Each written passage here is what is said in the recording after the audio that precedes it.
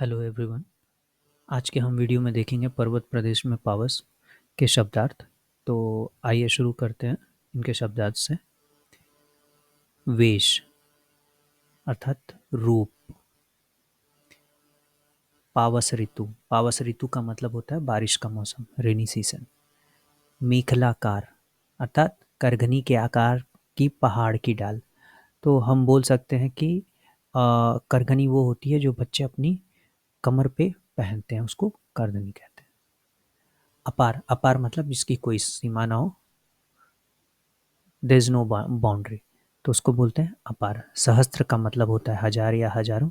दृग सुमन, सो दृग का अर्थ है आँख, नेत्र, नयन, दृग ये पर्यायवाची होता है।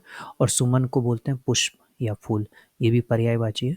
सो कविता में जो दिया गया है कि दृग सुमन फाड़, तो अर्थात फूल रूपी आँखों से बार बार देख रहा है। ओके, आगे जो अगला शब्द है वो है अवलोक। अवलोक का मतलब देख रहा है। महाकार, उसके विशाल आकार के बारे में, उसके साइज के बारे में बात किया जा रहा है। ताल, तालाब, जलाशय, सो तालाब को बोलते हैं। दर्पण, दर्पण का मतलब होता है शीशा। गिरी, गिरिवर, भू, भूधर, भू नहीं भूधर, ये सारे हमारे पर्यायवाची प्रयोग किए गए हैं इस पाठ में पर्वत के लिए। तो हमेशा याद रखिएगा, गिरी, भूधर ये किसके लिए, गिरिधर ये किसके लिए प्रयोग किया गया, पर्वत के लिए। मद का मतलब होता है मस्ती।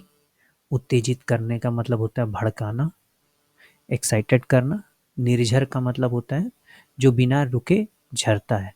तो इसमें आप देख सकते हैं निर उपसर्ग लगा हुआ है, तो जिसे हम बोलते हैं झरने के लिए। वाटर फाउंटेन आप बोल सकते हैं, ठीक है। उर, उर का मतलब होता है हृदय।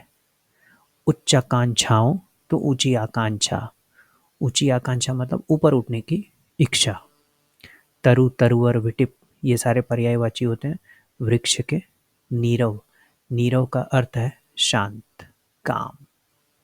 अनिमेष, अनिमेष अटल कुछ चिंता पर, इसका मतलब हुआ, अनिमेष का अर्थ हुआ अपलक, बिना पलक झपकाए।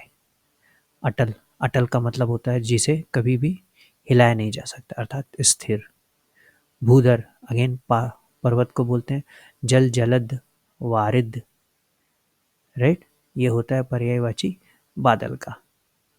रवशेष अर्थात केवल उसके शोर बाकी रह जाना।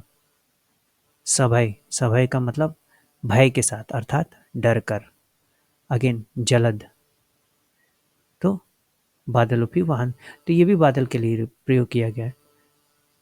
आगे का अर्थ है विचर, विचर अर्थात घूम घूम कर। और इंद्रजाल का मतलब है इंद्रधनुष। हम आगे आने वाले वीडियोस में इसके अर्थ के भी बारे में जानेंगे। तब तक के लिए धन्यवाद।